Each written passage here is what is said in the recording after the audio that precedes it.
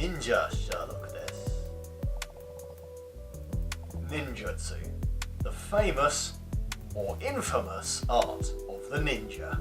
There are many schools and styles from several lineages of ninjutsu still being taught to this very day. And so here today I'm going to look over this historic and important martial art and cover what in my opinions are the pros and cons of this art. Ja, ikimashou! The art of ninjutsu has a long, intriguing and complex history, potentially stretching back near millennia, should the stories be believed. The history of the specific schools is revealed to the students as they progress in rank. To those truly dedicated to the study of historical ninjutsu, this can be discovered through very dedicated and determined research. However, it takes a great deal of understanding of ninja and samurai culture to even begin this research. So, due to the mysterious, rich and fascinating history associated with the ninja and ninjutsu, a point goes to pro. However, the name of ninjutsu is also very often associated with lies and false information. There is sadly so much false information about ninja and ninjutsu that it can be difficult to differentiate the truth from the lies when starting research. This is also not helped by the fact that information about ninjas, ninjutsu and their history was very often kept secret and hidden, if it was even written down at all. It is unfortunate that this false information is perpetuated so strongly, particularly in modern media. It is because of this that when people encounter real ninja martial arts, that they struggle to differentiate between what they are genuinely being taught and what their mental image is. And unfortunately this lends a point to con. Within the wide branch of ninjutsu, alongside the techniques of infiltration, subversion and espionage, is the many martial arts schools of Ninpo Taijutsu. It is this unarmed art of taijutsu that is often referred to as ninjutsu. This is simply not correct, as the term ninjutsu actually means any form of technique that would be used by a ninja. Taijutsu is simply unarmed techniques. Ninjutsu is actually an umbrella term that encompasses all of the previously mentioned skills, but also many weapons techniques, including kenjutsu, bojutsu, kunai, firearms, hanbo, jo, kodachi, yari, naginata, basically any weapon that could or would have been used. This means that alongside a very functional and effective unarmed martial art, as long as it is taught as such, the student also gets to experience a great variety of weapons from samurai warfare to ninjutsu tools.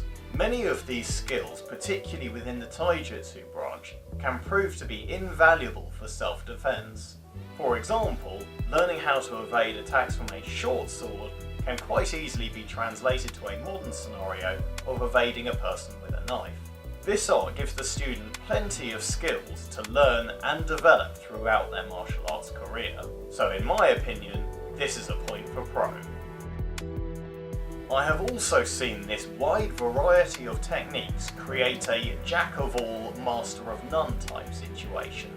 This comes from a teaching and learning style where the sheer volume of techniques and skills available becomes overwhelming, and very often minor but very important details get very easily overlooked and end up in lax skill.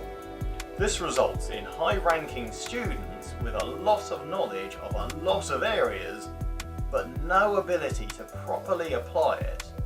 This is a definite con. The fact that there is no sport fighting in ninjutsu can prove to be quite controversial. Personally, I believe preventing a martial art from turning into a sport helps to keep the techniques realistic and effective, as long as they are trained properly. I believe the inclusion of strictly regulated sport-style combat can detract from the original form and intentions of the martial art. For example, eye and groin strikes are of course, understandably, banned from competition, but in a self-defense scenario can be justifiable. The removal of a competitive element also has the side effect of helping the practitioner control their ego. Very often with sports-based martial arts, a whole new training system arises around giving the student the ability to score point and win in competition, but unfortunately this style is not as effective on the street should it be used in a self-defense scenario. Removing the competitive element also makes the martial art more accessible to those who want to learn genuine and useful self-defense. So in my opinion, I believe this gives a point to pro. However, removing the competitive element from a martial art completely can have equally negative effects. If the student never learns under any pressure by using a live, resisting and countering opponent, then they can only learn the basics and not how to properly apply and use their techniques. The removal of the competitive element also leads to some people saying, "This martial art is too dangerous to have competition. We can't actually use this on each other." Sadly, this is very often to compensate for a poor ability, meaning that their students never practice at full speed or with any form of resistance or power to actually learn how the technique really works, and instead spend their entire time doing all of their movements very slowly and very carefully. This gives them a false confidence, thinking that the techniques and style that they have learned will work and will save their lives, but unfortunately in a real situation they fall back on their training, which will prove to be too slow and too ineffective. This sort of a mentality in martial arts also ends with high-ranking students who can imitate many techniques, but only when they are training with a completely cooperative partner. This leaves them barely able to actually use their martial arts in a realistic situation, basically turning their martial arts training into cosplay. Which is fine if that's all you want to get out of it, but my personal opinion, I like to know that should I be drawn into a combat situation, I can hold my own. An equally valid point as to why martial arts do need a competitive element, so this gives another point to Com. And so here are the scores as they currently stand. I will be coming back to do a part 2 and finish off this video. So stay tuned for part 2 where we see the final scores. There is still plenty more that I want to discuss about the martial art of ninjutsu. And so until then, I am Sherlock. Minasan, miru arigatou gozaimashita. Ato de aimashou. And so here we have the scores as the well.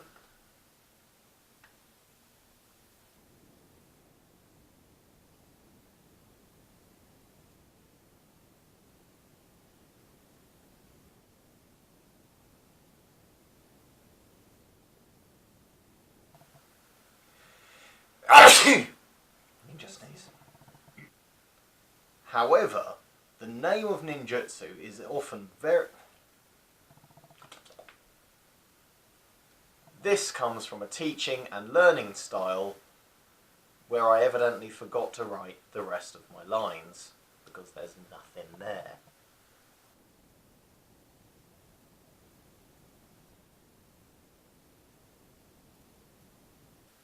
Strictly.